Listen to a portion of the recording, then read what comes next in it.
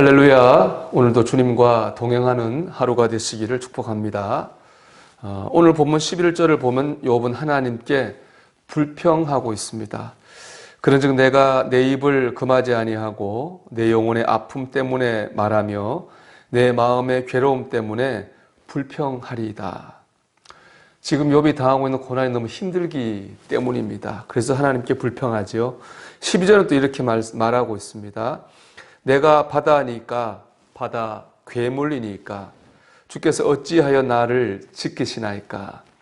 이 바다와 바다 괴물은 그 당시에 하나님께 대적해서 세상의 질서를 흐트러뜨리는 그런 존재로 인식하고 있었습니다.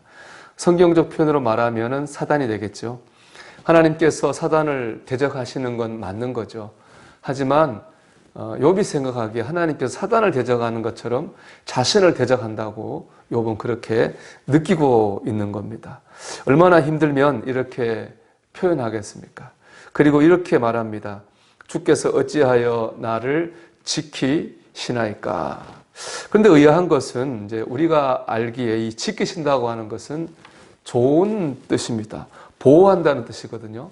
그런데 오늘 말씀 보면 욥은 하나님으로 인해 엄청난 고난을 당하고 있다고 생각하는데 하나님이 지키신다 이렇게 말했습니다.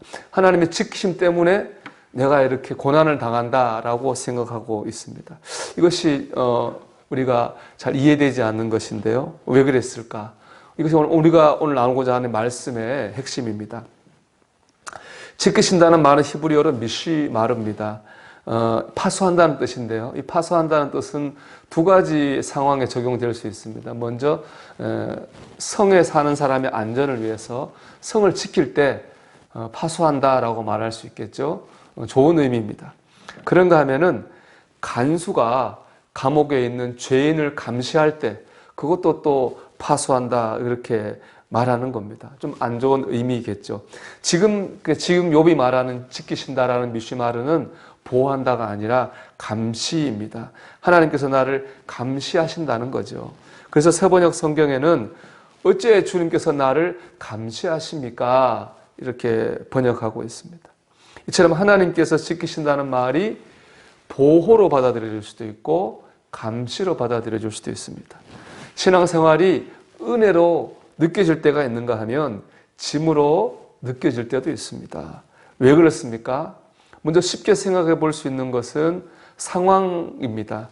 내 상황이 좋으면 보호로 느껴지고 내가 힘들면 감시로 느껴질 수 있다는 거죠. 욥이 그런 것 같아요. 하지만 이것은 정답이 아닙니다. 생각해 보십시오.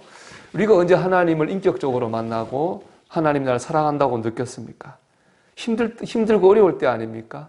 세상에 지치고 사람에게 실망해서 의지할 리 없을 때 하나님을 의지하게 되었을 때 그때 하나님의 사랑을 체험하고 은혜를 경험합니다. 그것 보면 환경 때문에 우리가 하나님의 지키심을 감시로 느끼는 것은 아닙니다. 그렇다면 남은 것은 바로 우리 자신이죠. 우리 자신의 영적 상태입니다. 여러분 그렇습니다. 내가 내 믿음이 살아있으면 어떤 상황이 있든지 간에 하나님의 섭리가 보호로 느껴집니다. 반면 내 믿음이 침체되어져 있으면 신앙생활이 짐처럼 느껴지게 됩니다. 결국 보호냐 감시냐를 나누는 것은 나의 믿음입니다. 지금 여러분의 영적 상태는 어떻습니까? 신앙생활을 은혜로 하고 있습니까? 아니면 짐으로 느끼고 있습니까? 신앙생활이 분명 보호가 아니라 감시로, 은혜가 아니라 짐으로 느껴질 때도 있습니다.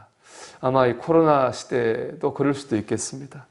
그런 상황에 있는 분들, 또 그런 상황이 있을 수 있으니까 누구나요. 그럴 때를 대비해 이런 얘기를 한번 드리고 싶습니다.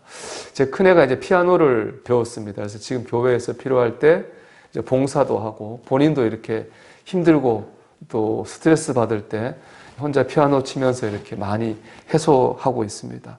본인도 그래서 잘 배웠다고 생각합니다. 좋아서 좋은 거죠. 근데 피아노를 배우는 과정은 그렇게 순탄하지 않았습니다.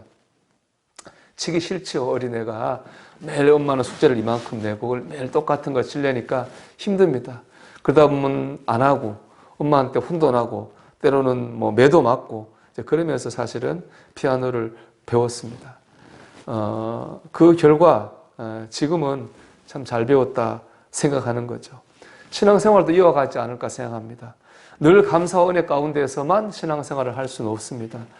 때로는 마지못해 예배에 참석하고 억지 춘향으로 말씀을 들을 때도 있습니다.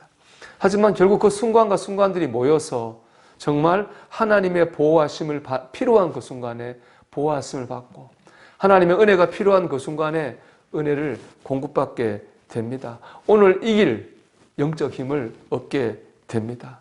여러분 이 큰 그림을 보시길 바랍니다.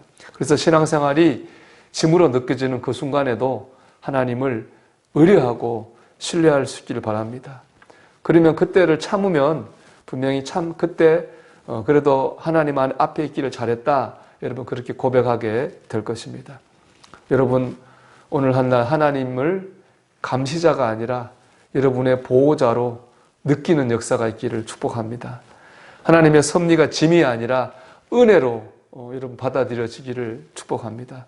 그 세상에 줄 수 없는 힘, 세상에 줄 수 없는 평안, 세상에 줄 수 없는 사랑 안에 오늘 하루 살아가게 되기를 주님의 이름으로 축원합니다.